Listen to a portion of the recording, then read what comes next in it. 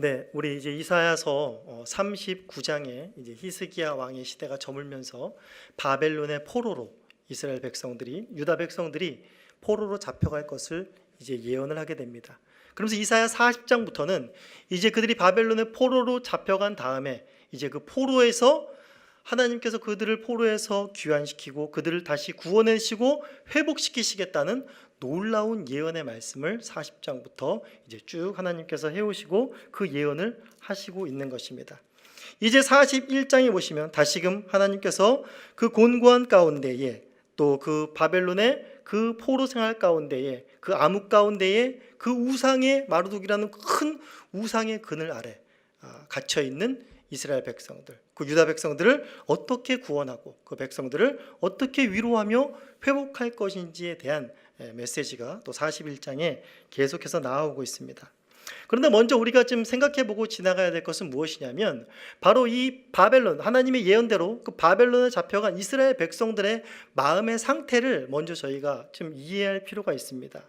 이스라엘 백성들은 예레미야가, 또 이사야도 마찬가지지만 각별히 예레미야가 그 유다 백성들에게 계속해서 너희들은 망할 것이다, 너희들은 바벨론에게 망할 것이다, 너희들은 포로가 될 것이다 라고 이야기를 하지만 이들은 그 말에 귀를 기울이지 않습니다. 왜냐하면 이때껏 우리는 조금 더 가깝게는 히스기야 시대 때 바로 아수르, 그 강대한 아수르 나라가 쳐들어왔어도 거기서 이스라엘 백성들은 손 하나 까딱하지 않고 하나님의 사자가 나가서 그 백성들 10만이 넘는 군사들을 한꺼번에 쳐버리는 역사를 경험했습니다. 아수르의 신을 능히 이기는 것을 이스라엘 백성들은 보았다는 것입니다. 그리고 또 그들의 조상의 역사를 잘 알다시피 애굽에서 그 바로의 그 권능에서 그 바로의 신들에게서 하나님께서 이스라엘 백성들을 끄집어내는 그런 하나님이라는 것을 알고 있습니다. 여전히 이들에게는 무엇이 있었습니까? 성전이 있었고 여전히 그곳에서는 제사가 드려지고 있었고 하나님 앞에 예배를 하고 있었습니다. 그러니 예레미야가 너희들은 바벨론에게 망한다, 너희들은 바벨론에게 포로로 잡혀간다 라고 말할 때 예레미야는 완전 역적이고 신앙이 없는 사람으로 완전히 몰려버리는 그 시대의 왕따인 선지자가 되어버리는 것입니다. 그러므로 말미암아서 매도 많이 맞고 옥에도 많이 갇히고 굉장히 고난을 겪는 예레미야의 모습을 볼 수가 있습니다. 그런데 이게 웬일입니까? 정말로 바벨론에게 처참하게 패배를 하는 것이 역사적 현실로 이들에게 드러나게 됩니다. 그렇다면 이들의 심정 가운데는 어떠한 마음이 들겠습니까?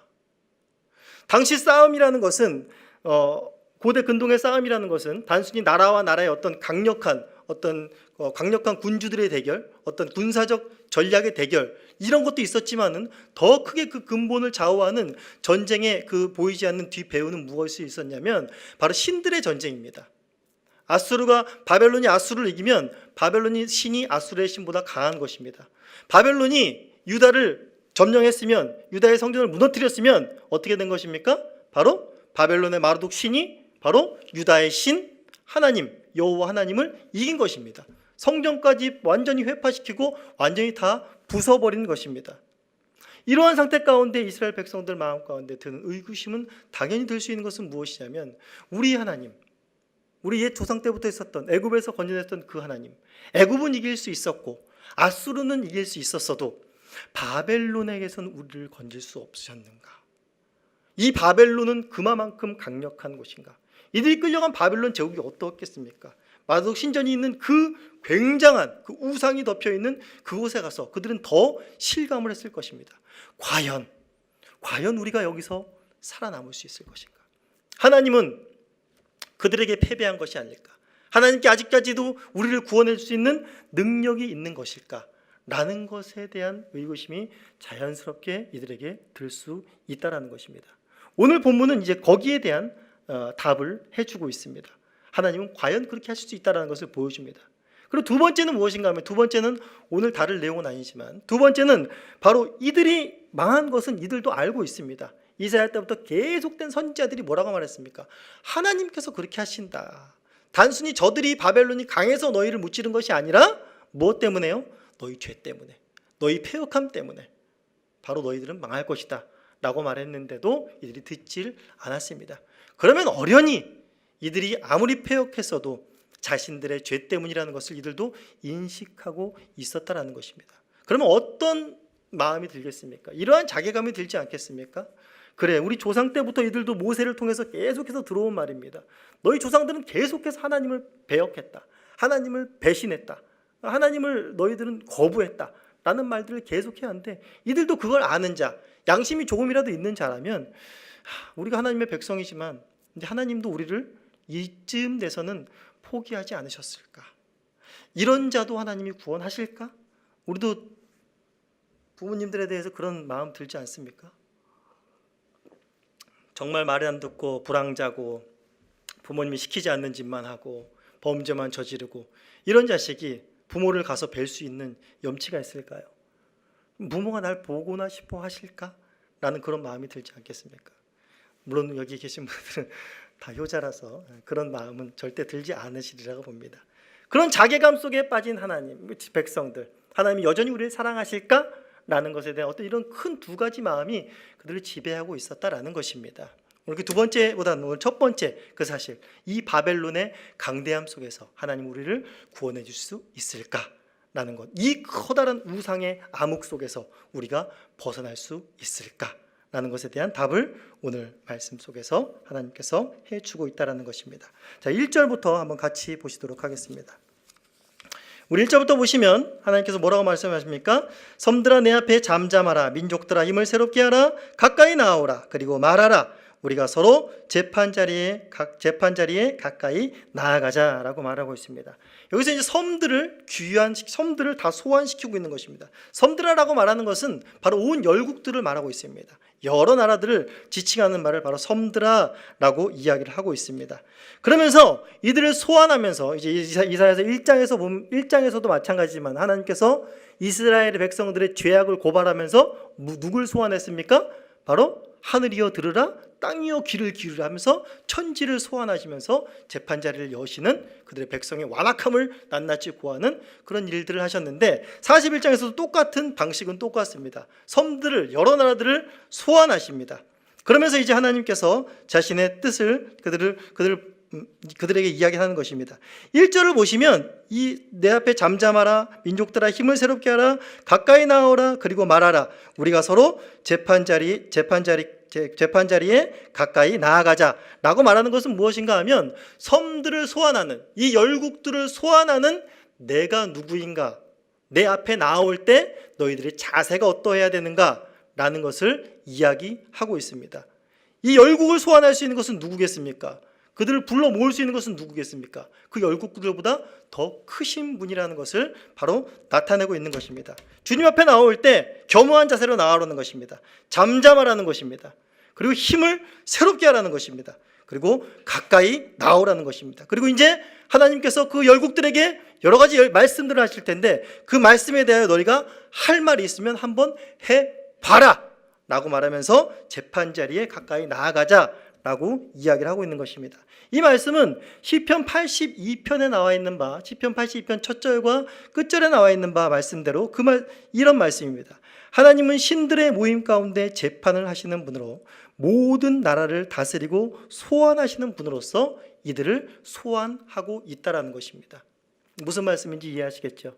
하나님께서는 모든 신들의 모임 가운데, 그러니까 모든 나라들이 모시고 있는 그 신들, 그들이 강대하다고 하는 것들을 다 불러 모아서 그들이 재판을 열고 있는 것입니다.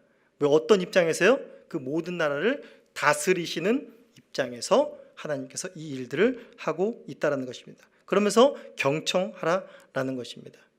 무게감이 다른 거죠.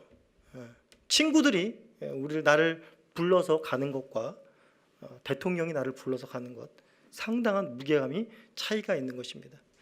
저는 한번 경찰서에 한번 소환이 된 적이 있었습니다. 물론 범죄를 지어서 그런 건 아니고요. 하여튼 황당한 일이 있었습니다. 마음이 떨려. 처음이었거든요. 믿지 않는 눈빛인데 처음이었는데 왜 나를 부를까? 막 5만 가지 생각이 다 드는 거예요. 일단 한번 오시라는 거. 자세한 얘기도 안 하더라고요. 경찰들은. 또 권력이 있어서 그런지 왜 그런가 좀 갔습니다. 가서 무혐의를 했지만 다른 겁니다. 무슨 말씀인지 아시겠습니까? 하나님 앞에 나아오는 열국들의 자세에 대해서 말을 하고 있습니다. 그러면서 이제 2절부터 하나님께서 어떠한 일을, 이 열국 가운데 어떠한 일을 행하실 것인가 라는 것을 이야기하고 있습니다.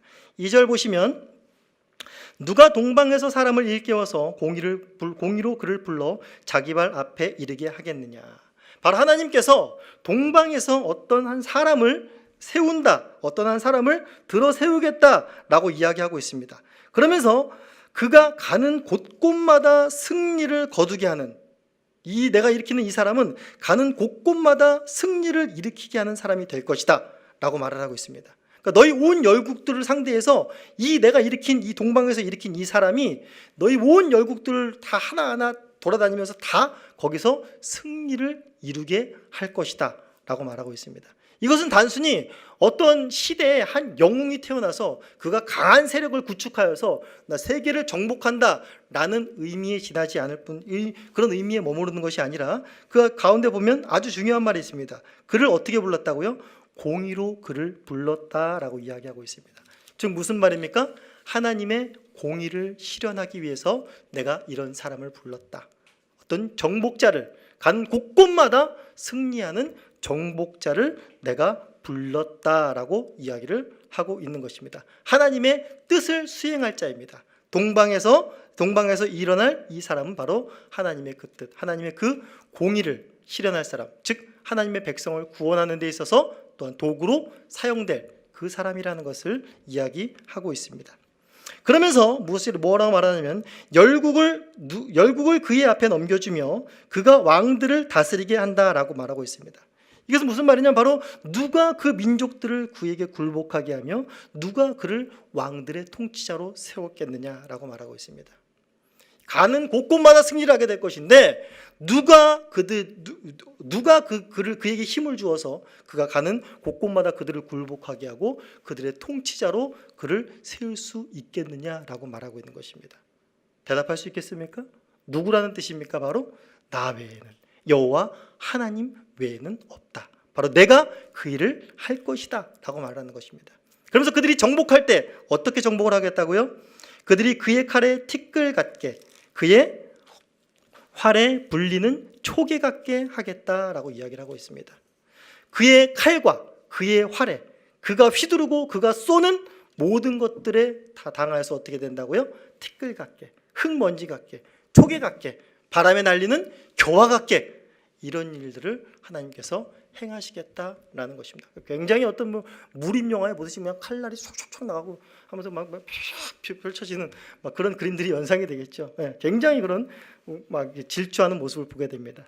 그러면서 이제 3절에 보면 그 정복자의 가는 길이 어떤가를 보여주고 있습니다.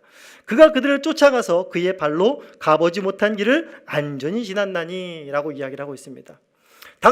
당시는 어떤 이 시대 같이 전차나 비행기나 이런 레이더망이나 이런 것이 없던 시대 아닙니까? 다 말로 전차로 걸어서 다 이렇게 이동하는 것 아닙니까? 그런데 이 정복자는 동방에서 세우는 이 사람은 지금 한 지역을 점령하는 것이 아니라 어떻게 해요? 나라 곳곳을 점령하는 것입니다. 그러면 굉장히 많은 곳을 지나다닌다는 것을 알 수가 있겠죠. 그러면 어떻게 되겠습니까?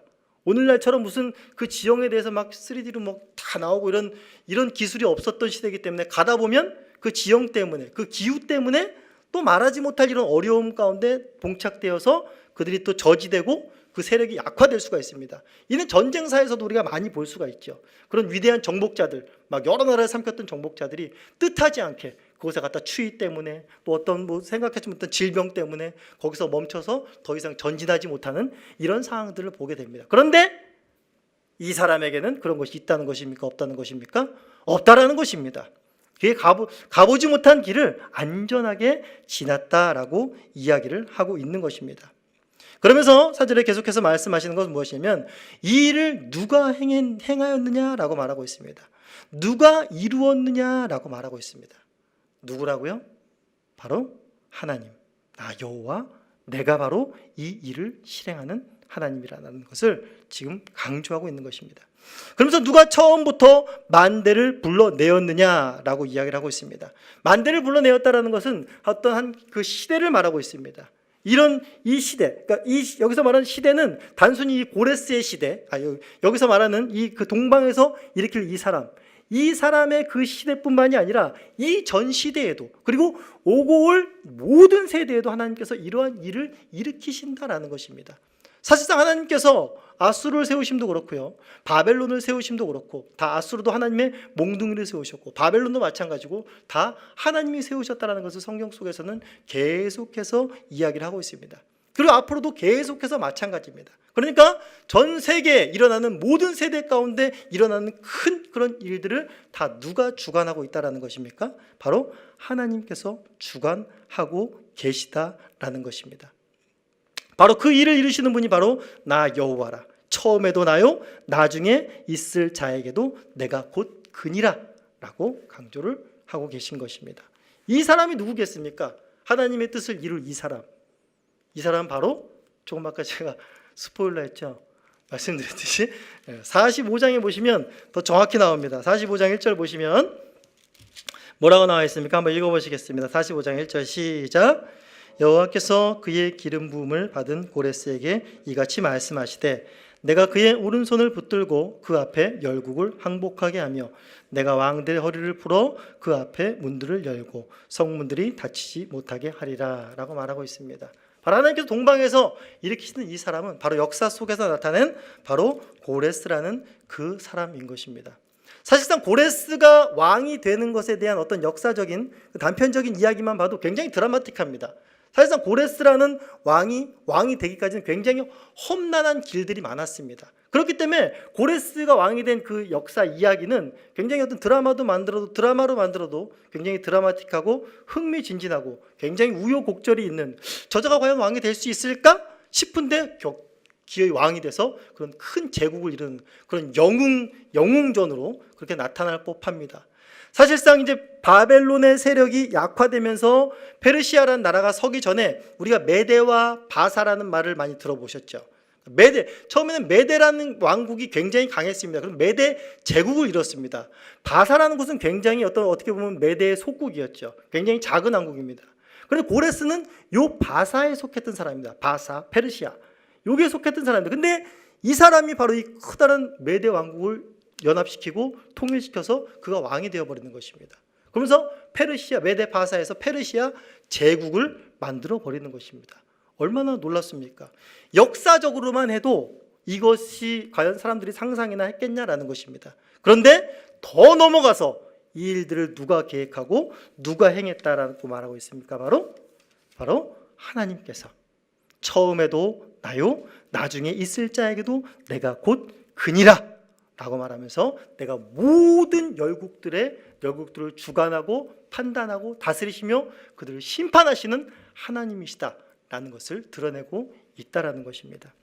우리가 초두에 살펴봤지만 이 백성들이 갖고 있었던 그 마음은 어떤 것이었습니까?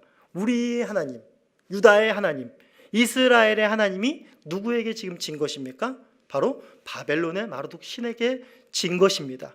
다 그렇게, 바벨론도 그렇게 생각했을 것입니다. 그리고 주변 나라들도 다 그렇게 생각했을 것입니다. 한때 명성이 자자했던 유다 백성들의 신, 여호와 신, 그 신 대단했었지, 명성이 장자했었지. 근데 저 때문에 그 신이 진 것입니다. 그들 마음속에 있었던 우리 하나님, 이스라엘 백성들의 마음속에 있었던 우리 하나님, 그 유다 백성의 하나님뿐만이 아니라 나는 어떤 하나님이라고요? 온 세계를 다스리는 하나님이다 라는 것으로 그 백성들에게 시야를 넓혀주시는 것입니다. 너희에게만 국한된 하나님, 한 신에게 당해서 한 신과 한 신이 맞설 수 있는 그런 신이 아니라 전 세계를 다스리시는 유일하신 하나님이라는 것을 먼저 그 백성들에게 일깨우기 원하시는 그 마음 속에서 하나님께서 바로 이 동방에서 불러낸 자, 바로 고레스라는 사람에 대한 예언들을 지금 해주고 있다는 것입니다. 먼저는 이스라엘 백성들 가운데 그 좁아진 하나님에 대한 마음, 그 좁아진 하나님에 대한 신관, 그것들을 확 넓혀주면서 그들의 마음에 위로와 소망의 메시지를 그들의 심령 속에 하나님께서 파고 들어가고 계시다라는 것입니다. 대통령도 집에 있을 때는 그냥 아버지잖아요, 그렇죠? 근데 그가 막 세계에서 돌아다니면서 일을 하고 막 그런 것들을 볼 때는 그 자식도 대단해 보이지 않겠습니까? 그렇지 않나요? 저도 저희 아이들이 어릴 때는 막 집회하고 이런 데를 많이 데려갔어요. 막 세계적인 사람들 다 모이고 그러면 애들이 놀라죠. 집에서만 그냥 있던 그냥 반바지 입고 이렇게 부시시하게 있던 아빠가 나가면 이렇게 막 외국에서 온 사람들로 다 상대하고 있고 막 거기서 이제 막 그 집회도 하고 있고 막 이러니까 애들이 또 나갔다 오면 조금 달라지죠. 우리 아빠 근데 요즘은 안 그런다. 요즘은 안 그렇지만 어릴 때 좀 그런 눈빛이 보였다라는 것입니다. 예. 그런 하나님이심을 다시 한번 유다 백성들에게 하나님께서 일깨우시면서 그 하나님이 너희 하나님이 너희에게 소망이 되시고 너희가 의지해야 될 하나님이 어떤 분이신가를 다시 한번 일깨우고 계시다라는 사실입니다. 그러면서 이러한 하나님의 놀라운 행하심 가운데 이제 열국들은 어떻게 반응할 것인가, 어떻게 행동할 것인가를 이제 예언하고 있습니다. 5절부터 7절까지가 바로 그 내용들입니다. 자, 5절 보시면 섬들이 보고 두려워하며 땅끝이 무서워 떨며 함께 모여와서, 당연하겠죠. 이런 일들이 일어나면 당연히 어떻게 되겠습니까? 온 열국이 두려워 떨면서 함께 힘을 모으려고 함께 모이는 것이 당연할 것입니다. 그러면서 6절에 뭐라고 써있습니까? 각기 이웃을 도우며 그 형제에게 이르게 너는 힘을 내라 하고 말을 하고 있습니다. 이제 우리도 살아야 되지 않겠습니까? 이런 당하고만 있겠습니까? 열국들이 바보입니까? 자기들은 힘이 없습니까? 두렵지만 떨리지만 굉장한 힘을 갖고 있지만 아무튼 그냥 앉아서 당할 수는 없을 거 아닙니까? 그러면서 그들도 방비를 하는 것입니다. 힘을 서로 모으는 것입니다. 그러면서 이제 7절부터 그들이 힘을 모아서 하는 짓이 무엇인가 라는 것을 봤더니 너무나 황당한 짓을 하고 있습니다. 전략을 새로운 전략을 세우고 이렇게 새로운 신무기를 만들고 이러자라는 것이 아니라, 물론 그런 것도 했으리라고 봅니다. 그러나 이들이 하고 있는 것은 무엇인가 하면 바로 새로운 우상을 제조하고 있는 것입니다. 우리 7절 한번 보시겠습니다. 7절 보시면 목공은 금장색을 격려하며 망치로 고르게 하는 자는 매질꾼을 격려하며 이르되 땜질이 잘 된다 하니 그가 못을 단단히 박아 우상을 흔들리지 아니하게 하는도다. 바로 이 열국들이 모여가지고 힘을 합해가지고 그 하나님께서 하시는 그 두려운 일에 이제 맞서려고 하는 것입니다. 이대로 질 수는 없다. 우리도 힘이 있다 라는 것을 보여주기 위해서 이들이 하나님을 대적하기 위해서 또 하나님께서 그의 백성들을 구원하시는 것을 저지하기 위해서 이들이 하는 행동이 무엇이라고요? 바로 우상을 만들고 있습니다. 여기서 우상 만드는 기술자 4명이 나옵니다. 대표적으로 목공이 나옵니다. 그리고 금장색이 나옵니다. 그리고 망치로 고르게 하는 자가 나옵니다. 그리고 매질꾼이라 하는 자가 나오게 됩니다. 정확히 어떤 일을 하는지에 대해서는 자세히 나오지 않기 때문에 우리가 잘은 모르지만은 대충 이들은 이 우상을 만드는 데 굉장히 중요한 핵심적인 역할을 하는 사람들입니다. 목공 같은 경우는 금속이나 나무 같은 것으로 전체적인 어떤 우상의 형상을 조각하는 그런 사람이겠죠. 그럼 금장색은 어떤 사람이겠습니까? 바로 거기에 금이나 은이나 도금 같은 걸로 그걸 입히는 어떤 그런 일들을 하는 사람이겠죠. 또 망치로 고르게 하는 자는 어떻겠습니까? 그 모난 부분이나 튀어나온 부분들 이런 것들을 다 매끄럽게 쳐가지고 그것들이 이제 아주 매끄러운 어떤 우상의 아름다운 형태로 만드는 자겠죠. 그래서 매질꾼은 어떤 자겠습니까? 매질꾼은 힘껏 망치를 내리치는 자입니다. 매질꾼이 하는 일은 뭐냐면 여기 보듯이 못을 단단히 박아 우상을 흔들리지 않게 하라라는 바로 이런 역할을 하는 겁니다. 바로 우상이라는 게 뭐냐면 이 자꾸 흔들립니다. 만들다 보면 이 거대한 것을 만들수록 뭘 잘해야 됩니까? 그 밑에 지지대지 않습니까? 그렇죠? 높은 빌딩을 쌓을수록 뭘 잘 만들어야 되죠? 높이 쌓기만 하면 되나요? 그 밑에 지지하는 그 지지, 제가 건축에 대해서 알지 못하지만 그건 기본 아니겠습니까? 그 밑에 것을 깊이 파고 거기에 대해서 그 바닥을 굉장히 단단한 것으로 해야겠죠. 그 일을 지금 이렇게 하고 있는 것입니다. 그러면서 서로를 격려하고 서로에게 힘을 내라고 이야기를 하고 있는 것입니다.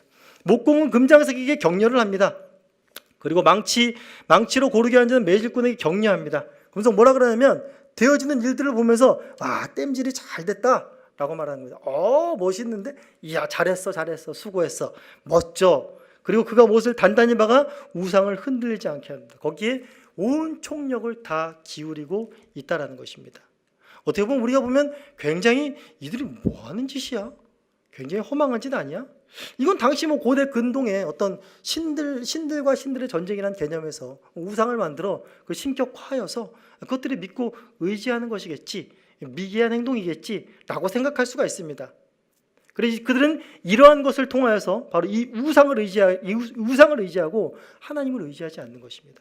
하나님이 그렇게 두렵고 떨리게 역사적 상황 속에서 나타나면 이들이 무릎을 꿇고 어떻게 하나님 앞에서 살 길을 구해야 되는 것이 당연치사지만 이들이 하는 것은 무엇인가 하면 우상을 만드는 것입니다.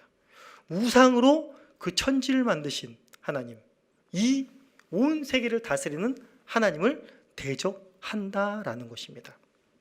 이 지금 제 얘기가 어떻습니까? 너무 황당한 것 같습니까?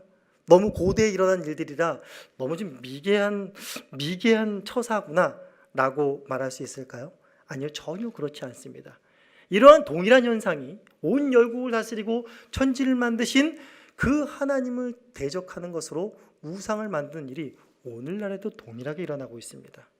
이때보다 오늘날이 더 심하면 더 심하다고 말을 할 수가 있습니다. 우리는 3일 전에 굉장한 특강을 들었었죠. 우주론이라는 굉장한 특강을 들었었습니다. 담임 목사님께서 5%를 이해하셨다고 그랬는데 저 같은 사람은 하나도 이해를 못했습니다 라고 말을 해야 정상인 것 같습니다. 너무 어렵더라고요. 그러나 그건데서도 와닿는 게 있지 않았습니까? 무엇이 와닿습니까? 바로 오늘 그 이야기가 저는 이 이야기를 하고 있다고 생각합니다. 아니, 이 이야기가 맞죠. 이 이야기가 맞죠. 오늘날에 지금 어떠한 짓을 하고 있습니까? 천지를 지으신 하나님, 온 열국을 만드시는 그 하나님에 대하여서 우상으로 부강하고 있는 것이 무엇이라고 우리가 듣고 또 알고 있습니까? 바로 과학입니다. 과학. 그 과학이 만들어낸 것이 무엇이라고요?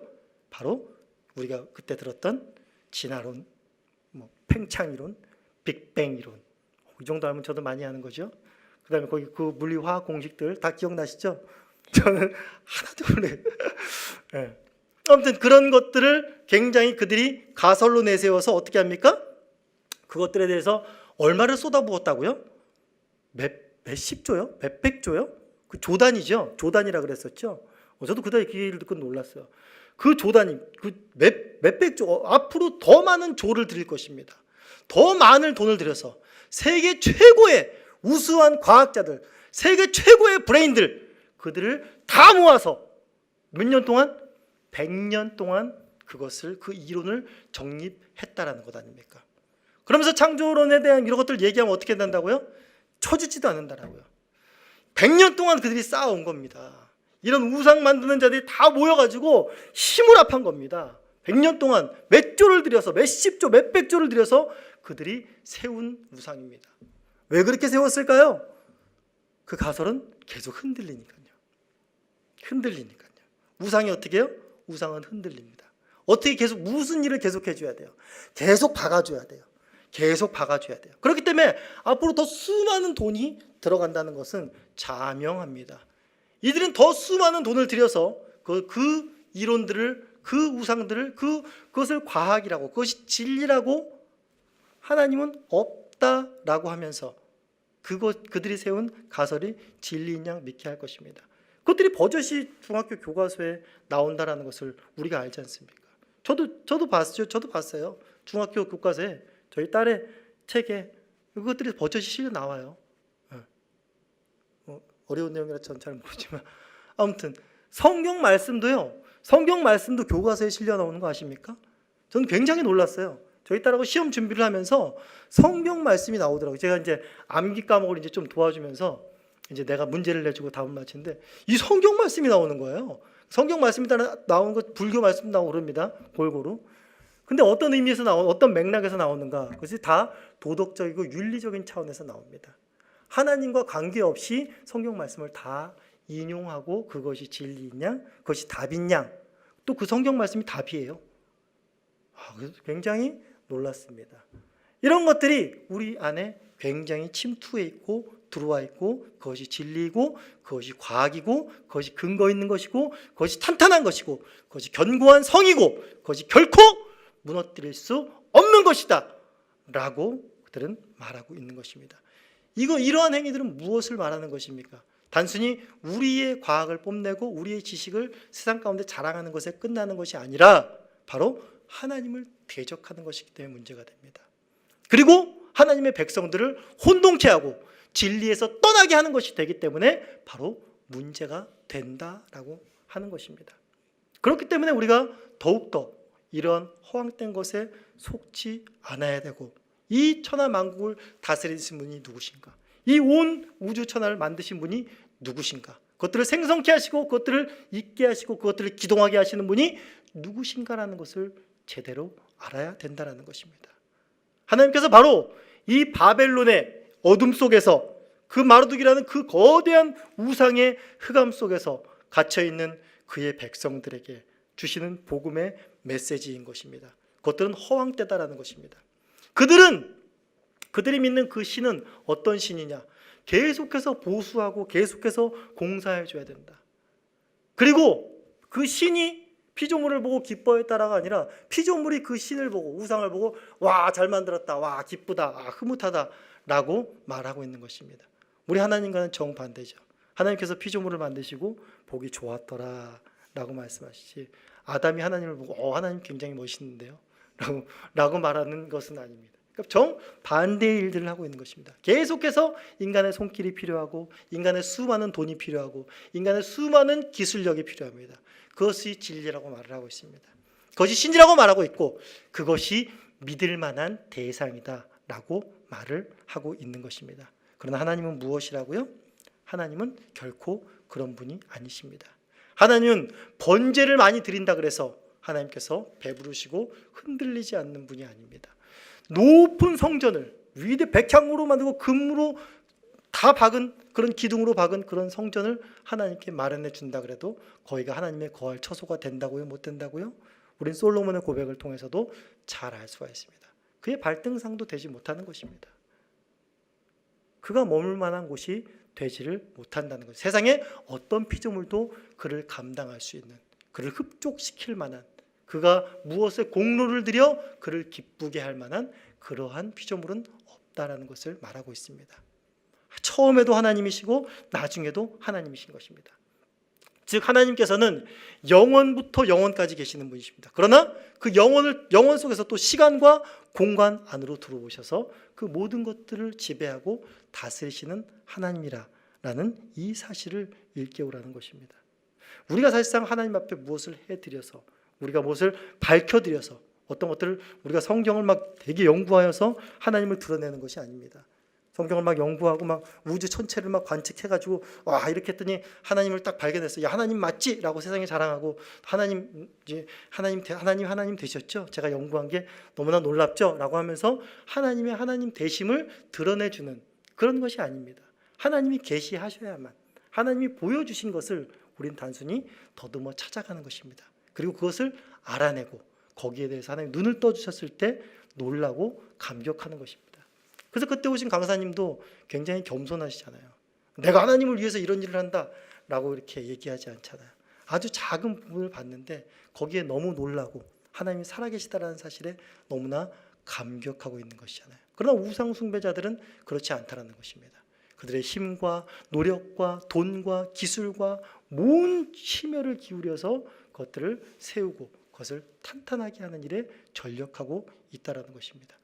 자신들이 세운 가설이 흔들리지 않도록, 이런 일들을 말하고 있는 것이 바로 아덴의 그 우상이 많은 곳에서 바울이 말하고 있는 바가 바로 여기 있는 이야기를 종합해주고 있습니다. 우리 사도행전 한번 같이 보시겠습니다.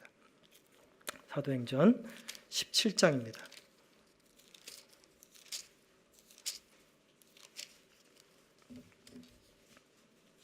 사도행전 17장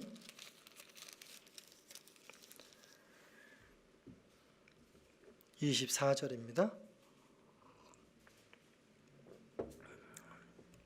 아덴이라는 곳, 각별의 우상과 신들이 팽배하게 많았던 이곳에서 사도 바울이 우주 전체를 만드시고 천지의 주제이신 하나님에 대해서 증거하는 내용입니다. 24절 보시면, 우주와 그 가운데 있는 만물을 지으신 하나님께서 천지의 주제시니 손으로 지은 전에 그분은 계시지 아니하신다. 또 무엇이 부족한 것처럼 사람의 손으로 섬김을 받으시는 것이 아니니 이는 만민에게 생명과 호흡과 만물을 친히 주시는 이심이니라. 우상은 계속해서 무엇이 부족하기 때문에 계속해서 사람의 손으로 섬김을 받아야 되고 그 공급을 받아야지 우상은 제대로 서 있을 수 있습니다. 그러나 하나님은 늘 홀로 충만하신 분이십니다. 그 충만에 우리가 뭘 더한다 그래서 그 충만을 더할 수도 없고 덜한다 그래서 그 충만을 덜 뺄 수도 없다라는 것입니다. 오히려 만든 피조물에게 뭘 한다고요? 생명과 호흡과 만물을 친히 주시는 이십니다. 흔들리는 인생 가운데 그 인생이 흔들리지 않게 붙잡아 주신다는 것입니다. 우상은 절대로 붙잡아 주지 않습니다. 우상은 사람이 붙들어줘야 되는 것입니다. 그러면서 인류의 모든 족속을 한 혈통으로 만드사 온 땅에 살게 하시고 그들의 연대를 정하시며 거주의 경계를 한정하셨으니 이는 사람으로 혹 하나님을 더듬어 찾아 발견하게 하려 하심이로되 그는 우리 각 사람에게서 멀리 계시지 아니하는도다. 우리가 그를 힘입어 살며 기동하며 존재하느니라. 너희 시인 중 어떤 사람들이 말과 같이 우리가 그의 소생이라 하니 이와 같이 하나님의 소생이 되었은즉 하나님을 금이나 은이나 돌에다 사람의 기술과 고안으로 새긴 것들과 같이 여길 것이 아니니라.